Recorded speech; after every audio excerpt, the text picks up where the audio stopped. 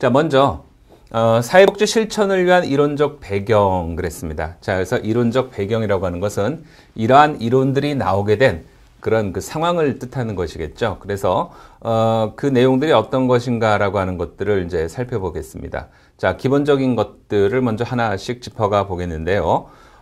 우선 사회복지 실천을 위한 이론적 정의에 대한 것들을 구체적으로 이해하는 그런 시간을 갖도록 하겠습니다. 자, 그렇게 하기 위해서 그 내용을 먼저 살펴볼 텐데, 사회복지 실천이라고 하는 것들이 어떻게 해서 그 정의로 픽스, 고정되고 또 그렇게 그 내용들이 이해가 되어져 가는지 그 내용들에 대한 것들을 살펴보는 것이 되겠습니다.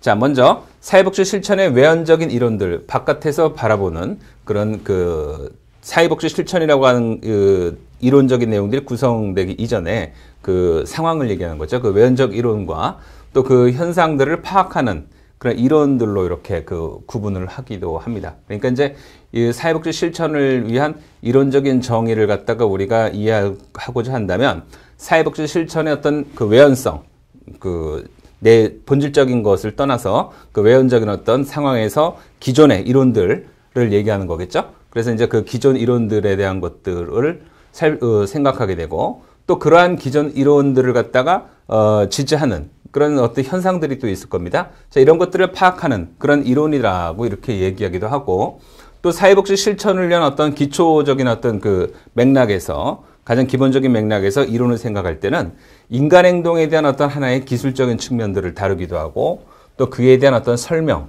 또 인간 행동의 어떤 그 문제가 발생하게 된 그 원인들 또 사회 문제의 어떤 발생하게 되는 원인들 이런 것들에 대한 설명들을 제공한다 이렇게 보통 그 이해를 합니다. 그러니까 사회복지 실천을 위한 이론적 정의를 갖다가 그 고정시키기 전에 세우기 전에 그 부분에 대한 것을 어떻게 이해할 것인가라고 했을 때는 바로 이렇게 사회복지 실천의 외연적인 어떤 이론들과 또 사회적인 어떤 주변 현상들 이런 것들을 파악하는 이론이다 이렇게 설명하기도 하고 또 사회복지 실천을 위한 어떤 기초 이론이라고 하는 것들을 우리가 생각할 때는 인간 행동에 대한 하나의 그 기술적인 측면들 어떻게 인간이 행동을 하게 되고 어떤 유인을 그 공급받음으로 인해서 행동을 하게 되고 또 그에 따라 나타나는 현상들은 무엇인가 이런 것들을 하나의 기술적인 측면에서 이야기도 한다는 얘기입니다. 그리고 그러한 그 인간 문제에 대한 발생 원인은 어디에 있는가?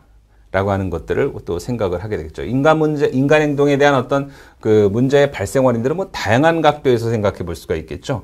사회의 어떤 구조적인 맥락에서도 살펴볼 수도 있겠고, 또 인간이 가지고 있는 어떤 그 본연의 문제들, 그 철학적인 개념이라고 할 수도 있는데, 인간이 무엇 때문에 행동을 하게 되는가? 라고 하는 어떤 근본적인 문제들, 이런 것들이 다 그 하나의 이해가 될 수가 있겠습니다. 그 다음에 사회 문제가 왜 발생하게 되는가? 인간은 조직을 이루어 나가고 있고, 그 사회, 그 조직 가운데서 행동을 하게 되고 활동하게 되는데 그런데 인간이 모인 곳에는 항상 그런 문제가 발생한다라고 하는 거죠. 인간이 사회를 이루어 살아가게 된 곳에 문제가 발생하는데 이런 그 발생 원인 또 그런 것들이 어떻게 해서 그 이루어져 가는지 그 과정들 이런 것들에 대한 설명들을 제공해 나가는 것이 바로 사회복지 실천을 위한 이론적 정의에 대한 어떤 기본적인 그 배경에 대한 이해의 하나의 그 부분이라고 그렇게 보시면 되겠습니다. 자, 그 다음에는요, 학자들의 그 분류를 한번 살펴보도록 하겠습니다. 사회복지 실천을 위한 그 이론적인 어떤 배경에 있어서 학자들이 이 내용을 어떻게 그 이해하고 또 그 부분들을 어떻게 그 설명을 해 나갔는지 그런 내용들을 살펴보는 건데요. 학자들 중에는 이제 팀 버레이크라고 하는 학자가 있습니다.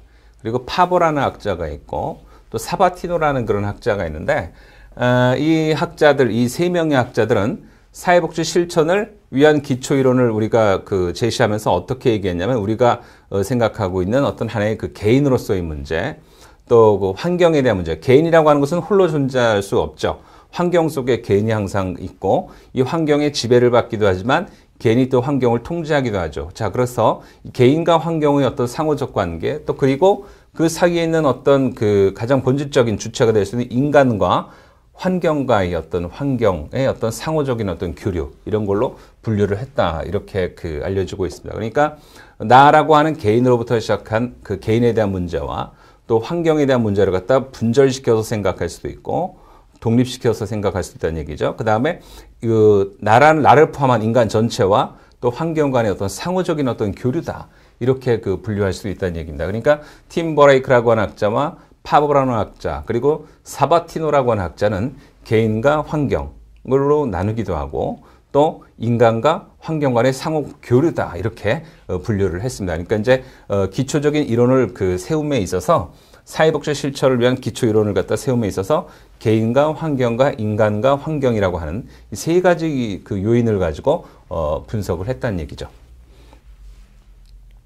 자, 그 다음에 여기서 이제 우리가 또 살펴볼 내용들은 사회복지 실천을 위한 이론적 배경에 있어서 개인과 환경과 이 사이에 상호 교류라고 하는 측면에서 한번 또 내용을 살펴볼 수 있습니다. 즉, 이 얘기는 무슨 얘기냐? 앞서 개인이라고 하는 존재를 우리가 생각을 했습니다. 그러면 이 개인이라고 하는 존재는 환경이라고 하는 어떤 영역 안에서 살아가고 있다라고 하는 걸 갖다가 우리가 생각할 수가 있죠. 환경이라고 하는 틀 속에 또 개인이 존재하는 겁니다. 그런데 이 개인과 환경 속에서 우리 인간은 상호 교류를 하게 돼 있다라고 하는 것을 전제로 할 때 어떠한 것들을 가지고 상호 교류가 이루어지고 이와 관련된 이론들은 어떻게 학자들이 지금 세웠는가라고 하는 것들을 살펴본다라고 하는 겁니다. 자, 그랬을 때 먼저 개인에 해당되는 개념적인 요소들이 있습니다. 즉, 개인이라고 하는 존재를 이해하기 위한 개념적인 요인들이 있는데 그것은 바로 뭐냐면 인간 발달이라고 하는 어떤 심리학적인 어떤 측면에서의 내용들, 그리고 인간을 과학적으로 설명하는 생물학적인 어떤 측면들, 또 의학적으로 설명할 수 있는 신경학적인 요인들, 또 유전적인 요소, 뭐 이런 것들이 다 하나의 개인을 구성하고 있는 개념화된 이론들이라고 이렇게 볼 수가 있죠. 여기에는 뭐 신체적인 부분들에 대한 것들과 또 언어와 의사소통이라고 하는 어떤 교육적인 어떤 측면에서의 내용들과 더불어서 정서적인 발달, 또 심지어는 인간이 유지되어져가는 어떤 근본적인 어떤 부분 중에 하나인 영양이라고 하는 측면들까지도 측면이 여기 존재가 됩니다. 영양학적인 측면들, 그리고 성적 발달과 친밀도, 도덕적 발달, 영적 발달에 이르기까지 이건 좀 굉장히 차원 높은 부분이죠. 즉 다시 말씀드리면 이 앞에 있는 내용들의 위에 있는 요인들이라고 볼 수가 있는 영적 발달에 이르기까지 개인이 존재하고 있는 내용, 개인을 존재시키고 유지시켜 가는 데 있어서 필요한 각각의 요인들이 이렇게 개념화된 어떤 부분으로 설명이 되어져 간다라고 하는 것들이죠. 그래서 이제 팀 버레이크라고 하는 학자가 이렇게 개인을 갖다 유지시켜주는 요인들을 갖다가 키워드가 될 수 있는 부분들을 이렇게 분류를 해봤어요. 자, 그러면 이 개인이 환경 속에 들어가 있는데 그 환경이 또한 개인에게 영향을 주기도 하는데 환경 속에 대한 개념화된 내용들은 어떤 것들인지 보도록 하겠습니다. 체계 발달이다라고 하는 게 있습니다. 즉, 이 사회 속에서 살아가고 있는 인간이기 때문에 사회는 일정한 체계와 틀을 가지고 유지시키고 존속시켜져 가고 있죠. 그런 차원에서 영어로는 뭐 시스템화되어 있다라고 보통 그렇게 분류하기도 하는데 이러한 체계 속에서 발달이 이루어진다라고 하는 그런 내용들을 담고 있습니다. 그 다음에 자원 획득에 대한 어떤 장애성들이 갖고 있어요. 즉 사람이 생활에 나가는 데 있어서 자원을 획득하지 못한다. 그러면 생활을 제대로 영위하지 못하는 어떤 부분들이 있지 않겠습니까? 그래서 자원 획득에 대한 장애를 가질 수가 있고요. 또 인간의 삶을 영위해 나가면서 특정한 기회를 부여받고 그 기회를 통해서 어떤 성취욕을 갖다 이루지 않겠습니까? 그런 측면에서 기회에 대한 접근성을 또 이야기하기도 합니다. 또 여기에는 삶을 정상적으로 생활했을 때의 어떤 기능과 또 그렇지 않을 때의 어떤 부분들이 있어요. 그랬을 때 위험적인 요소들은 없는가? 또 그러한 위험을 통제할 수 있는 보호적인 어떤 요소들은 없는가? 뭐 이런 것들이 하나의 예가 될 수가 있겠고 또 사회적 정의 체계가 나오게 됩니다. 즉 사회가 얼마나 정상적으로 기능해 나갈 수가 있느냐에 따라서 사회정의라고 하는 것들을 또 얘기하기도 하죠. 양육과 부양제도. 인간이 생활에 나간 데서 가족이라는 어떤 울타리 안에서 생활하지 않겠습니까? 그럼 양육을 받고 또 그에 따라서 부모들로부터 부양을 받게 되는 어떤 그런 부분들이 있어요. 또 부모를 또 부양해야 되는 의무도 있고 또 자원 지원 체계가 존재합니다. 정부의 어떤 정책적인 부분들을 얘기하겠죠. 그래서 사적 지원이라든지 공적 지원이 이루어지게 되겠고 개방 체계가냐 폐쇄 체계냐 정부가 어떤 이런 지원 체계를 갖다가 유지해 나감에 있어서 개방시켰느냐? 그것을 정부의 어떤 그 정책적인 어떤 아이덴티티라고 하는 측면에서 또 뭐 폐쇄시켰느냐 이런 등등에 대한 것들을 볼 수 있는 어떤 환경적 요인에 따른 어떤 개념화된 내용들이 있습니다. 자, 그러면 이 개인과 환경이라고 하는 각각의 개념들을 놓고 상호 교류할 수 있는 이론들이 있다라고 하는 얘기예요. 그랬을 때 심리학적인 측면에서 주로 이제 심리학적인 내용에서 많은 그 이론들이 그 형성이 되는데 심리학 역동 이론, 심리사회 이론, 행동 이론 등등에 대한 것들이 쭉 자리를 잡게 되어 있게 된다라고 하는 거죠. 그것이 바로 사회복지 실천의 어떤 기초 지식을 제공하는 어떤 하나의 단초가 되겠습니다. 그래서 팀버레이크, 파버 그리고 사바티노라고 하는 학자가 이와 같은 내용들을 가지고 접근을 했다. 이렇게 보시면 되겠어요. 자, 그러면 여기서 이제 사회복지 실천을 위한 이론적 정의에서 사회복지사가 많이 활용하게 되는 이론과 개념에 대한 것들을 한번 살펴보도록 하겠습니다. 기초이론 가운데 사회복지사가 가장 많이 활용하는 이론과 그 개념은 무엇이 있냐면은 그 성격이론이라고 하는 것이 대표적인 거예요. 그러니까 사람은 어떠한 그 성향의 사람인가라고 하는 것들을 주로 그 제공하는 그 성격에 대한 어떤 이론들. 그래서 뭐 신경질적인 사람이다. 쉽게 말했을 때 그렇지 않은 사람이다. 이런 얘기도 많이 하죠.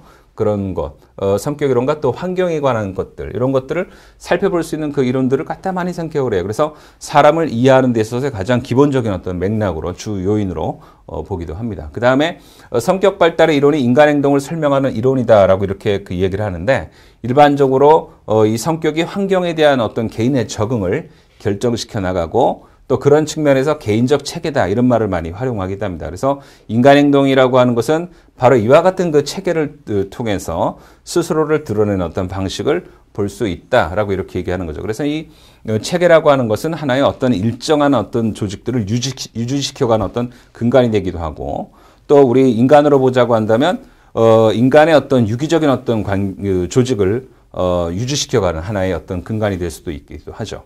이런 것들이 이제 하나의 그 기본적인 틀로 우리가 이론적으로 내세울 수 있는 그런 내용들이라고 볼 수가 있습니다.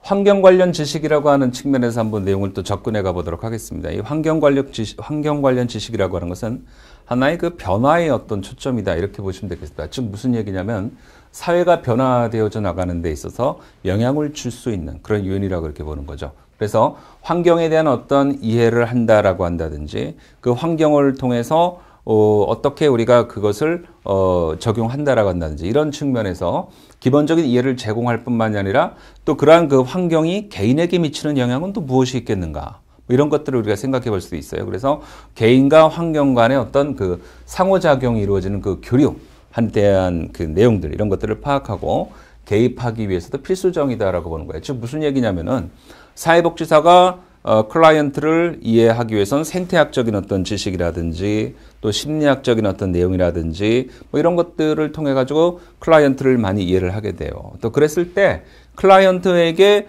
그 영향을 주고 있는 요인들은 무엇이 있겠는가라고 하는 것들을 찾아볼 때 이러한 그 환경 관련 지식이라고 하는 것들은 굉장히 그 중요한 요인 작용으로 할 수 있다. 중요한 내용으로 작용할 수 있다. 이렇게 보는 거죠. 그래서 이런 것들이 하나의 그 변화의 초점으로 자리 잡을 수 있다라고 하는 거예요. 그래서 어떠한 그 사회적인 환경들이 클라이언트에게 영향을 주고 있는가 이런 것들을 갖다 이해해 볼 수 있다라고 하는 거죠. 그래서 개인과 환경 간의 어떤 상호 교류, 즉 개인이 클라이언트가 환경에 어떤 영향을 그 받고 있으며 또 환경은 그 개인에게 클라이언트에게 어떤 그 영향을 주고 있는지 이런 것들을 갖다 파악하고 개입하기 위해서도 가장 필수적인 내용이다. 환경 관련 내용은 환경 관련 지식은 필수적이다. 그렇게 얘기하죠. 그래서 우리가 인간의 행동과 사회환경을 사회복지를 공부하는 데 있어서 미래의 사회복지사로서 가장 심도 있게 공부해야 될 부분 중에 하나라고 그렇게 얘기하지 않겠습니까? 자, 그런 내용들입니다. 자, 그러면 이제는 학자들은 어떻게 이 부분들을 또 얘기하고 있는지 내용을 한번 접근해 가보도록 하겠습니다. 비스만과 골드스테인과 누넌의 견해를 살펴보겠습니다. 비스만, 골드스테인, 누넌의 견해를 살펴볼 텐데요. 먼저 이 그 비스만이라고 하는 학자는 이렇게 얘기를 했습니다. 개인의 변화에 초점을 두고 있는 사회복지 실천이다. 즉 사회복지 실천이라고 하는 것은 모름지기 클라이언트의 변화를 갖다가 유도하는 데 초점을 두고 있다. 이 얘기죠. 자, 그랬을 때 그 개인의 적용에 있어서 개인이 어떤 그 적응하는 데 있어서 영향을 미쳐가는 지역사회 여건과 사회적인 영향력 이런 것들이 무엇인가라고 하는 것들을 다 찾아가야 된다라고 하는 것을 비스만은 주장을 했습니다. 그러니까 클라이언트가 어떻게 변화되어져 가는가라고 하는 것 이것이 가장 중심된 내용이라고 한다면은 이 사회복지 실천에서는 어떻게 이해를 해야 되냐면 그 개인이 그 사회적인 그 환경 속에서 적응해 가는 데 있어서 영향을 미쳐나가는 데 있어서 또 다른 요인들은 없는가 이런 것들을 살펴본다라고 하는 거예요. 그래서 지역사회 여건, 사회적 영향력 이런 것들을 갖다 살펴보자라고 하는 거죠. 그랬을 때 하나 예를 들어 보겠습니다. 약물 중독자인 클라이언트와의 상담을 통해서 우리는 그 내용을 한번 파악을 해가 보도록 하겠습니다. 자, 약물 중독자인 클라이언트를 상담하기 위해서는 지역사회에 어떠한 약물 치료 프로그램들이 있는가 이런 것들을 갖다 먼저 파악을 하는 것들이 중요하다라고 하는 거예요. 이걸 바로 이제 그 사회적인 영역에서 환경 속에서 주로 내용들을 고찰해 봐야 된다라고 하는 거죠. 그랬을 때 약물 중독자와 일차적인 상담을 하기 위해서는 그 사회복지사가 이러한 예비 지식이 충분하지 않다 그러면은 제대로 상담이 이루어질 수 없다라고 하는 걸 전제로 깔고 있기 때문에 그런 거죠. 그리고 이혼한 여성 클라이언트가 자기 스스로가 사회적으로 어떤 그 자존감이 많이 그 떨어져 있기 때문에 이러한 그 자존감을 향상시켜 나가고 사회의 구성원으로서 활발하게 활동해 나갈 수 있는 어떤 독립적인 어떤 여건들을 조성해 나가야 된다라고 했을 때 이렇게도 했을 때는 거주 지역에나 이 거주 지역에서 자기가 사회생활을 해 나가는 데서 필요한 것들을 충족시켜 나갈 수 있도록 무슨 어떤 취업이라고 한다든지 또 그 취업을 갖다 원활하게 하기 위해서 기술적인 어떤 훈련들, 교육들이 필요하다라고 하는 거예요. 이런 것들을 받아야 되는 어떤 기회에 대한 어떤 정보들, 이런 것들이 잘 제공이 되어져야 된다라고 하는 것들을 이야기하는 겁니다. 그러니까 이제 지역사회 여건과 사회적 영향력, 이런 것들을 고려한 실천이 바로 여기에 해당이 된다라고 그렇게 그 말씀을 드릴 수가 있겠죠. 자, 그렇다고 한다면은 이 골드스테인과 누너는 어떤 그 주장을 했냐면 사회복지 실천에 있어서 환경에 대한 어떤 기본적인 지식은 가장 필요하다라고 하는 걸 갖다 주장을 했어요. 그것은 뭐냐면 사회복지사가 클라이언트에 대한 기본적인 이해를 함에 있어서는 클라이언트를 둘러싼 사회적인 어떤 환경에 대한 것들을 갖다가 필수적으로 이해하지 못한다 그러면 제대로 상담이 이루어질 수 없다라고 하는 거죠. 자, 그랬을 때 이러한 그 기본 지식이 필요한데 어떤 기본 지식을 주로 그 이야기하는 거냐면 바로 이 물리적인 내용들이라고 하는 거예요. 그러니까 사회적인 그 환경 속에서 클라이언트에게 직접적인 영향을 미치는 물리적인 환경들은 무엇이 있겠는가라고 하는 거예요. 뭐 예를 들면 뭐 쉽게 말하자고 한다면 경제적인 문제가 되겠죠. 뭐 돈에 대한 문제를 갖다 쉽게 우리는 생각할 수가 있을 거예요. 어떻게 이 사람을 갖다가 지배하고 있는가, 사회 경제적인 측면에서 어떻게 클라이언트를 지배하고 있는가, 이 돈이라고 하는 걸 가지고 한번 생각을 평가를 해볼 수가 있겠죠. 그래서 이분이 이 클라이언트가 경제활동을 제대로 영위하고 있는가, 그렇지 않는가, 그에 따라서 파생되고 있는 문제가 지금 어느 정도나 되고 있는가, 뭐 이런 것들을 갖다 생각해 볼 수가 있을 거예요. 그래서 기본적으로 이런 분들을 위해서 사회복지 실천 단체 또 사회복지 기관들이 많은 것들을 연구하고 있지 않습니까? 예를 들면은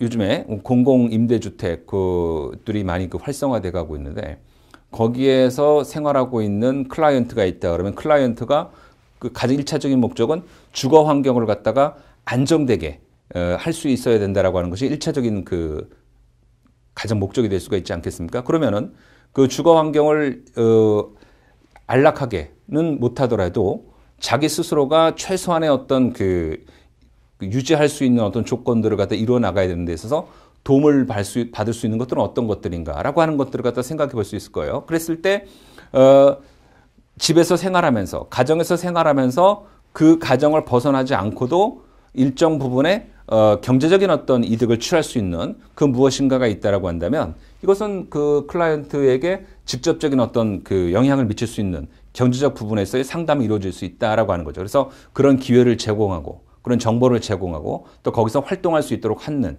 그러한 요인들이 될 수가 있다고 보는 거죠. 그다음에 이제 가족과의 관계 속에서 문제점은 없는지, 뭐 예를 들어서 아내와의 문제, 자식과의 문제, 부모들과의 문제 이런 것들은 없는지 이런 것들 한번 생각해 볼 수 있지 않겠습니까? 그다음에 사회 관계망, 그를 둘러싸여 있는 사회적인 어떤 그 관계성들 이런 것들을 살펴보는 거죠. 또 그에 따라서 전체 사회 이런 것들이 하나의 그 초점이 된다라고 본 게 바로 골드스테인과 누넌이 주장한 그런 내용이 되겠습니다. 자, 그래서 이러한 그 기초 이론이라고 하는 것은 인간과 사회 현상에 대한 기본적인 설명만을 제공할 뿐, 또 이러한 현상들을 어떻게 변화시킬 거에 대한 어떤 상세한 어떤 지침 이런 것들이 제공이 되지 않기 때문에 변화를 담당하는 몫은 결국에는 어떤 것들이냐면 이 실천에 대한 틀, 사회복지 실천에 대한 분석의 틀을 어떻게 제공하는가라고 하는 것이 가장 그 중요하다라고 하는 것을 이 골드스테인과 누논은 주장하기 시작을 했습니다. 그래서 이 기초 이론을 우리가 내세운다라고 했을 때는 인간을 이해하고 사회 현상에 대한 기본적인 설명을 갖다가 통해서 이해하는 데 있어서는 충분하지만 이러한 현상들을 갖다 어떻게 변화시킬 것인가에 대한 지침이라든가 이런 것들이 제공이 되지 않기 때문에 제가 방금 말씀드린 그 공동 그 임대 아파트 같은 데서 그 공공주택에서 사는 사람들이 거기서 주거 환경을 갖다가 변화시키지 않고 계속 유지하기 위해서는 경제적인 측면에서 어떤 지원이 있어야 되겠는가라고 했을 때 그런 어떤 상세한 지침들이 제공되지 않기 때문에 변화를 담당하는 몫은 결국 어디에 있다라고 하는 거예요? 실천 틀에 있다라고 하는 거예요. 그런 것을 얘기하는 거다라고 하는 거죠.